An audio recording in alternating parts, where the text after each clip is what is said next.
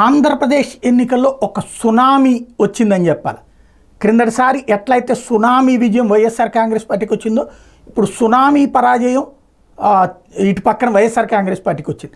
అదే సందర్భంలో సునామీ విజయం ఈ దఫా తెలుగుదేశం పార్టీదైంది. క్రిందటిసారి మంత్రులందరూ వరుసబెట్టి ఓటమి పాలయ్యారు అప్పట్లో.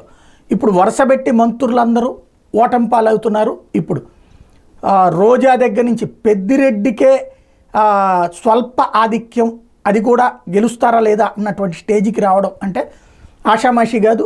రోజా, విడుదల రజని, అంబటి రాంబాబు, కొడాలి నాని అంటే మాజీ మంత్రి అనుకోండి, చెల్లుబోయిన వేణుగోపాలకృష్ణ మంత్రి పేరు చెప్తే గెలిచేవాళ్ళు ఎవరు కనిపించట్లేదు. ప్రతి ఒక్కళ్ళు ఓటమి పాలవ్వడం అన్నటువంటిది.